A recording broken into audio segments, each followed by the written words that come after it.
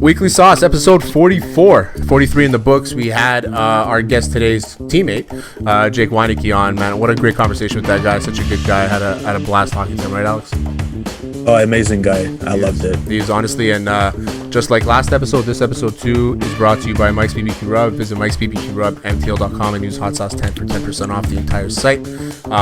Best sauces in the world, mustard truffle sauce. I can't stop ordering. It's unbelievable, and the feedback has been great from Mike. Actually, he says that a lot of people have been buying the mustard truffle sauce, so it's good. Keep that up. Support local business here in Montreal. We have a special guest today, as usual, on Weekly Sauce episode 44. We got Geno Lewis of the Montreal Alouettes. How's it going, buddy? I'm good, guys. Thanks for having me on, man. It's our pleasure, man. What you said you're back home in Philadelphia taking care of some family, right? Yeah. My brother just had his baby on St. Patrick's Day. And I'm down here wanted to be able to get to see her and spend some time with my family while I was home. That's good. So what's the process now? When are they going to start camp? Have they said anything? No. So right now we're kind of just like waiting again. They're basically just telling us it could start in May. It might not start in May. So I guess we just gotta have to see how it goes. I've been training, especially really pretty hard in March. I've been getting really to it. Just man, just staying ready. That's all we can do. That's the best thing we can do. That's all you can do right now, right? Have you been watching any March Madness? You've been keeping up? Yeah, man, I watched a little bit of it. I like Loyola Chicago, man. I think they got a chance. I like them from a couple years ago too. So they're one of those schools. It's like they're always there, and it's like you respect them. You want them to do well, right? So hopefully they do well too. Oral Roberts, the same thing, right? Yeah, exactly. I mean, they got them guys that go there for 4 years, man, that actually stay there for them 4 years, and they're able to sync with each other and get to know each other on a really, really high level. So. I think this year, just with Corona and everything going on, like this is a year that a cupcake team could actually really win it all. Oh, absolutely, yeah. It's fun to watch actually. So you mentioned 4 years. You're somebody that changed schools. You left Penn State and you went to Oklahoma after a couple years. What was the process there? What was the reason that you had decided to go to Oklahoma? Yeah, so I was at Penn State for 3.5. I graduated in 3.5 years. Got there in 2012, ended up leaving in 2016. And it was good. When I first got there, Bill O'Brien, he was the head coach. He had just been the coach. I was the last class to be recruited by Joe Pa. And then when we got there, we didn't have a coach. And then we got the sanctions, and then we ended up filling out Bill O'Brien was our coach. He was there for 2 years, man. He was a good dude, always kept it honest with us. And, he treated us like an NFL team. Like that's just kind of was his process. He was just kind of preparing us, for that next level. And then after 2 years, he went to the Houston Texans. Coach James Franklin ended up coming in after that. I had one of my best years with him as in his first year head coaching. And then some things kind of happened with my, playing time the next year. I just thought at the time it was just best for, me, myself, and to just move on and, to go to the next step for what I needed. And Oklahoma came about. I did some research, that last year I was at Penn State about, possibilities of where I could go. And I had to wait kind of because of the dead period, so I couldn't really talk to coaches. So I had my high school coach from football helping me. And ultimately ended up talking to a couple of the guys on the team, on DMs, on Twitter. Had talked to Baker for a little bit, and basically was telling me he was coming back, and Sherlin Shepard was leaving, and the situation just was awesome. And how much recruiting happens in the Twitter DMs? Probably all of it right now, right? Nowadays. Yeah. So at that time, it actually it started to get crazy. So like I was kind of new to it. I was never really a big social media guy. Like even till today, like I just got my Instagram probably about 7 months ago. Like just now, I'm just getting it now. You know what I mean? So like when I was getting my release though from Penn State, like that's when they start really coming in and you start seeing the schools who's interested. And this is the year before they made the portal. Did you feel a difference in the level of competition between Big Ten and Big 12, or you know, just basically the schemes, the level of players you play against? Yeah, yeah, it was a big difference. When I was playing in the Big Ten, that's a lot of we're running the ball, a lot of blocking downfield. We're going to run routes, but it wasn't really like a spread or like a raid offense type of thing. It was the corners were 6 foot, 200 pounds, like big guys. 6'1", 6'2", and when I got to the Big 12, it was the speed that was like completely different. Like it was the DBs down there, they were like 5'9", 5'10", like 170 pounds, 180 pounds. And I'm coming in there, I'm 6'2", 208. I'm big. I'm a big dude. And I was able to develop running routes when I was at Penn State and stuff like that. And it was the speed. The speed was, I seen a lot more speed like on the field at one time than I seen when I was playing in the Big Ten. And the Big Ten is like, he's kind of like that blue nose football, right? You put your head down, you run the ball. Look at how many running backs come out of Ohio State, Penn State. I mean, you played with one of them, right? Saquon Barkley, right? So it's Saquon, yeah. Yeah. And talk about a guy like that whose legs are bigger than my head, probably. Yeah, man. Yep. And I've known Saquon since high school because I played his high school 3 times when I was in high school in the playoffs, like a freshman when I was a senior. And they had a lot of other good players that went, to pretty good schools like before him. So yeah, that was a cool ordeal. So, do you remember the record against him? I actually lost 3 times in a row. I lost 3 times in a row. I played quarter at the time. Good games. The last my senior year, we ended up losing it was probably like 42 to like 35, something crazy like that. It was a good game, but they had a really good team, man. They had like an overall really good team. You played quarterback in high school. Did you get recruited as a quarterback, or did you go in as like an athlete receiver style? Yeah, so basically when I was coming up, at first I was like developing to be a receiver, like just a receiver, little league and stuff like that. And then I got to middle school, and they kind of just seen like how athletic I was, and they also knew I could throw the ball, so they kind of started developing me as a quarterback. And George Curry, he's the most winningest coach in high school football in Pennsylvania. God rest his soul. He was my coach my freshman year, but from when I was in 7th grade, 8th grade, and 9th grade, like he did a lot for me. Just like the exposure he put out for me, taking me to Penn State my first time in 7th grade, and just being able to see it at a young age and realize what it takes. And I played my freshman year. I started at DB in high school. My sophomore year, I started at receiver. And that's when I had my really big year. I had 34 catches for 834 yards and I think 16 touchdowns. And then my junior and senior year, I played quarterback. And I had Georgia Tech come for me to play quarterback a little bit, and I had Maryland too. They came, but Maryland kind of wanted me to do a lot of just athlete stuff too. Who was it at the time? Was it Randy Edsall in Maryland at the time? Randy Edsall. Yep, it was Randy Edsall. Because Randy Edsall had recruited me first when he was at UConn. I met him at UConn because a good friend of mine played at UConn, and I met him, and he's a very nice guy, but he's very intimidating, and he commands respect. Yeah, yeah, absolutely. I always had a good time with Coach Edsall. He showed me the Maryland jerseys before they came out, the new ones when they were merging with Under Armour, and they were about to go crazy, and he showed them to me in the office and stuff like that. So, man, he was a good dude, man. Right. So sorry, Alex, go. We asked Jake Winicky who was his inspiration wide receiver while growing up, and he said Randy Moss. He's a Minnesota kid, so he said Randy Moss. Yeah, he's guaranteed. My boy, man, I love him. He's a great dude. He's a very nice guy, very nice guy, genuine. Exactly. Yes. We want to know who's your inspiration growing up.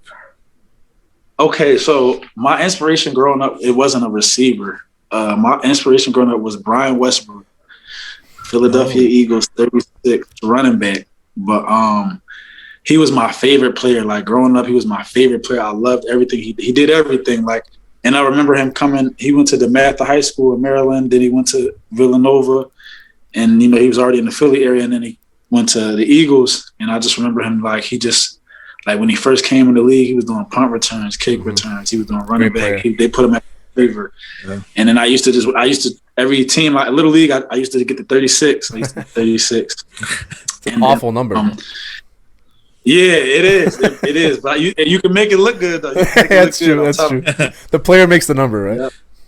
The player makes the number. And then, as I start getting older, I kind of start realizing that I could jump. Like, I had, like, a really, really, like, God-given ability of just jumping and timing and eye-hand coordination. And I was catching the ball was easy. I had big hands, too. So it was just like I started developing this love of just playing receiver. And one of the main dudes I really watched a lot coming up was Larry Fitzgerald and Anquan Bolden. I used to love watching both of them when they were with the Cardinals. I was going to say, you remind me a lot of Anquan Bolden.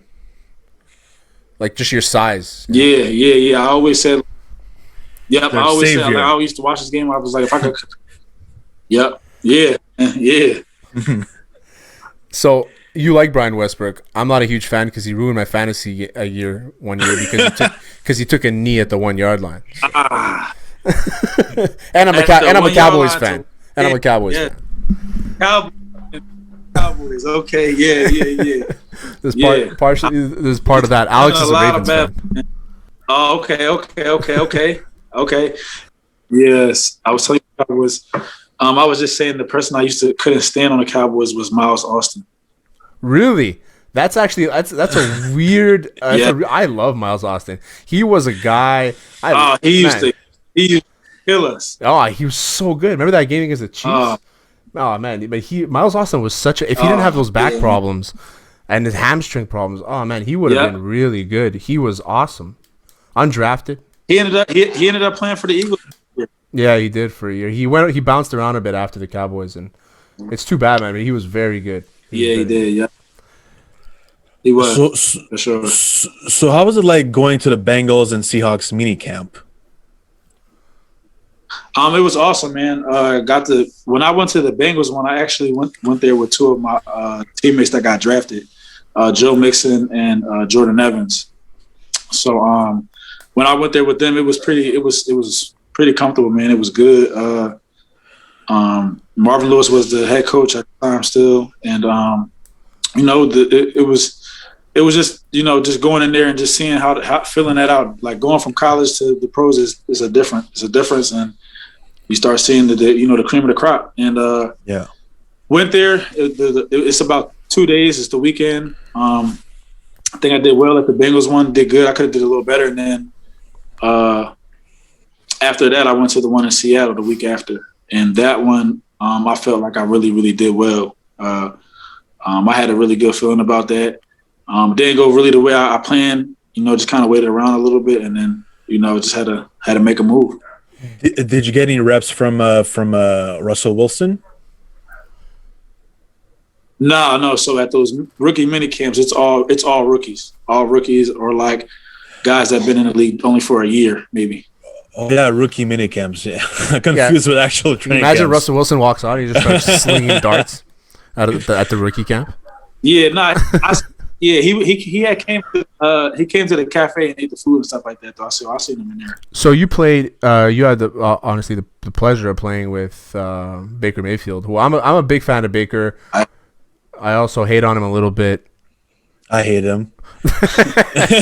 So I like Baker because he doesn't give a shit, but I also can't stand Baker because he doesn't care, but then he wants you to care, but then he doesn't want you to care. Baker has a big chip on his shoulder. What was it like playing with a guy like that just like always wanted to win, always needed to be the best? It's not for everybody though. It's for some people to come off kind of arrogant. You know what I mean? For some people it might be too cocky, but like you have to understand, like to play this game, it's a certain way you got to be. And just like the route that he had to take, like people don't understand like how hard that is. Like to, go from high school and then have to walk on at Texas Tech, take the starting job, then they still not give you a scholarship, then leave, go to Oklahoma, walk on at Oklahoma, take that person's spot who had just won the Sugar Bowl the year before against Alabama, and then get a scout like that's, and then after that win the Heisman, go to like it's so much to it. First round pick overall, like the odds of what he did from where he started at were like slim to none. Like, you know what I mean? So like you have to appreciate that greatness, man. You know, when you see it, that's just kind of how I look at it. I became a Baker fan when he was on the sideline, kind of screaming at the Clemson bench. You're like, "Fuck you!" Like, he's driving his nuts. That's when I became a Baker fan. Yeah. He's classic, man. He's awesome. He's good at kind of rallying himself up, and then everybody else feeds around that, and he's contagious. You know, the love for football that he has is really contagious. It really is, man. And like I'm telling you, man, like that, those are the guys like you want to play with. Like they'll go to war. And I went to his wedding a couple years ago out in Calabasas. It was awesome, man. Beautiful. You know, he's really a good dude, man. He really does. He tries to do the best he can. And, you know, he's just a hell of a competitor, man. That's what you want. I'm telling you. Yeah. I'm sure Baker Mayfield outside of football, he's a great guy. Outside of the media, probably. That's all it is. Yeah. Mostly it's the media. He maybe he comes off as a cocky person, but I'm pretty sure it's all a show, and he's actually a good person himself. He made Cleveland better. I remember Cleveland back in the early 2010s. They didn't have a quarterback. They went from Johnny Manziel. They went through Jeff Garcia. Well, what are you saying about Jeff Garcia? Jeff Garcia was good. I swear, he was actually a good quarterback. Like, people hate on Jeff Garcia, but he was a good quarterback. Jeff Garcia, what?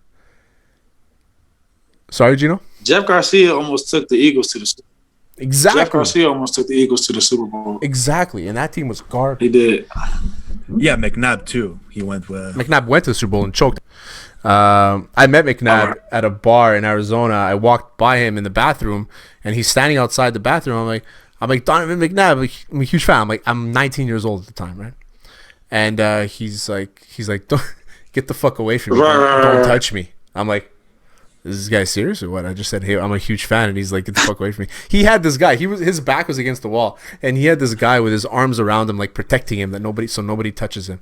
And I was like, relax, man. And then the same night, I met Terrell Suggs and Amari Sotomayor. Great guys. Yeah, Terrell Suggs, bro. One thing I wanted to know, who was so since you played for Oklahoma and Penn State, who was the toughest DB you played against? The toughest DB I probably played against, either Trey Waynes from Michigan State. Oh, that's a nice call. He played with the Vikings, I believe, and then Roby from Ohio State that played with the Broncos. I think he just left there though. I don't know. I don't know Roby, but Trey Waynes, I know. Trey Waynes is a good cover corner. Yeah. Those are probably the better guys I played. There was some other guys. I just think they were the most consistent though. Those are the guys that stood out. So let's get to the trivia, Geno. Let's see how good you are in your Oklahoma, Penn State knowledge. Okay. I'm gonna ask you 2 Oklahoma questions, then I'll ask you 2 Penn State questions. All right. So, Yep. So Oklahoma, who has the record for passing yards in Sooners history? You don't have to tell me the number, just the name. Sam Bradford. See, that's a really good guess. It's wrong. It's a really good guess because Sam Bradford I don't think he was there for 4 years, and he only started for 2 years. He had like 8,000 yards. It's Landry Jones was like a 5-year starter. He has Landry Jones. Yeah. I was either going to go say Landry Jones after that or I think Josh White. I think that's what his name was. Josh White isn't in the top 3. I think it goes Landry, Baker, and then Sam Bradford. Okay, Landry. Yeah, because okay. Yeah. All right. Second question. In 2016, you played for the Oklahoma Sooners. You were in this game. I checked. Baker Mayfield threw for 545 yards. This is the second most in Sooners history in a single game. Who did you guys play against that day? Texas Tech. Yeah, it's Texas Tech. What was it like? Was he going nuts? It was unbelievable. It was crazy. It was literally just touchdown after touchdown after touchdown. Like we would go to the sideline, like defense, just get one stop, and it's gonna be easy.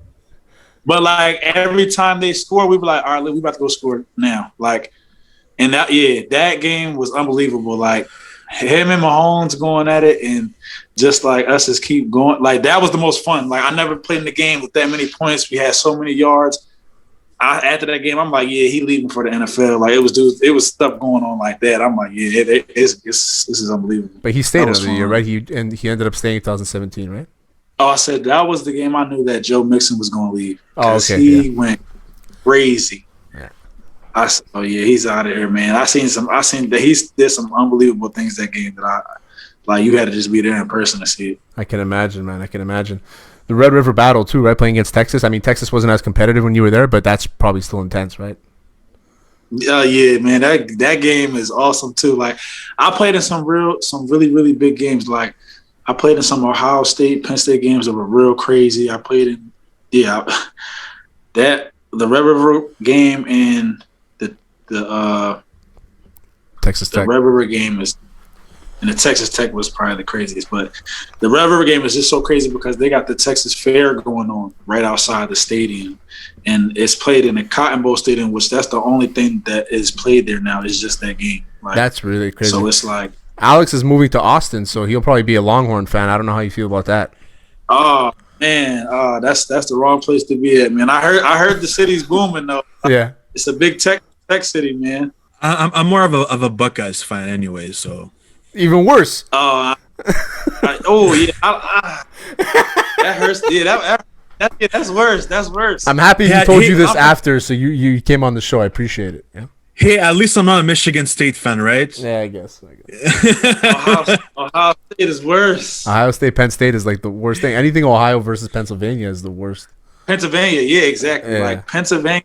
Like you grow up like, oh, you can't like Ohio.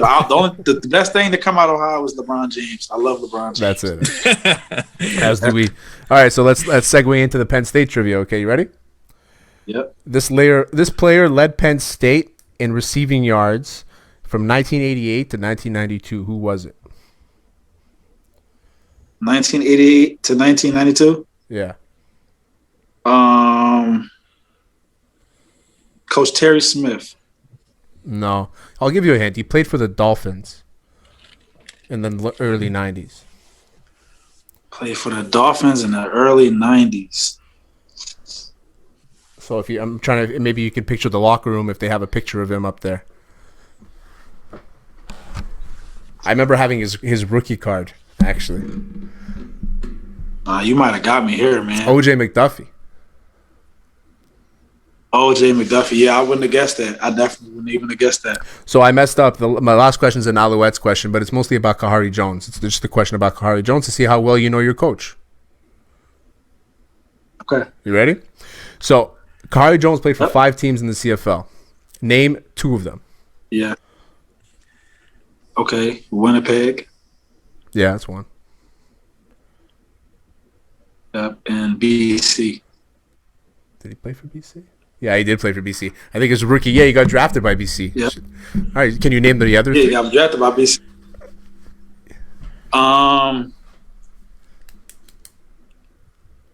Calgary. We got Calgary. Yes. Yeah. No. Yeah. You got it. Yeah. Okay.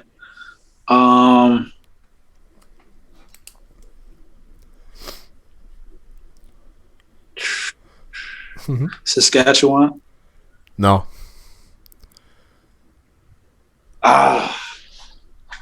Dang. He played for the other 2 teams you're missing. He played for Hamilton for 1 season and sandwiched by Edmonton. So he went Edmonton, Hamilton, Edmonton. So you were close. I'm surprised you knew a lot more than I thought you would. Yeah. I knew the BC. I knew Winnipeg. All right, buddy. I appreciate you coming on, man. It was fantastic. Alex, sorry, go ahead. Yeah, so you've been in Montreal for 3 years, and you've probably noticed there's so many great restaurants out there. What's your favorite restaurant in Montreal, and have you tried poutine? I have tried poutine. I have, yep. And actually, I heard the best poutine is at McGill Stadium. No, during the Percival? games. Nah, no way. I don't know who told you that. I just heard. I heard it's really good. I heard it's really good. One of the, I'm just like, this is just one of my like late night foods, but I love Boustan. Oh, I think Boustan is so good. I love it. What part of the city do you live in? Well, I started living in St. Leo last year. I did, but before that, I lived in Ashaliga. Okay. So you're east. Yeah. And I live. Yeah. I'm more east. Yeah. Okay, so there's no reason for you to come downtown. I mean, especially late night food. There's probably not much in your area. Boustan is probably king in your area. It is but there's another. There's actually another place. Oh, I gotta get the name. And I'm gonna text it to you guys. I gotta get the name of it. Yeah, send it out. Send it out. I'm curious. Yeah. We ask everybody the same question. I mean, Jake said his wife is a foodie, so they went to like some Thai place that I never heard of. I'm gonna have to try it out. Pamika, yeah. I never heard of it, so we're gonna try it out. Who else? I mean, what else do we have? We had Enoch. He said he liked the Congolese restaurants. Yeah, I wrote it down. I forgot what it was called, but Le 30 Juin. Le 30 Juin. Yeah. So and DJ, what did DJ say? I think DJ said Mapulmier is his favorite poutine. And sushi. He likes the sushi on Notre Dame. So where's the sushi? Oh yeah, I'm not a sushi. There is a sick sushi spot. I know the one he's talking about. Okane. It's freaking legit and it's cheap. And there's never anybody there for some reason. It's unbelievable. We appreciate you coming on, Geno, man. Honestly, you're a great guy. Very easy to talk to. Good luck in the season. Hopefully it starts soon. Good luck with the season and good luck in the future. And if you ever, we'd love to have you on again, man. We can talk to you forever. Yeah, absolutely, man. I appreciate you guys having me on, man. I think this is awesome. This is great, man. And wish nothing but the best for you guys. And definitely get back on here soon, man. Cool. Perfect. I appreciate it, buddy. Have a good one. Peace. Good luck on the season. Be good. Thanks. Appreciate it.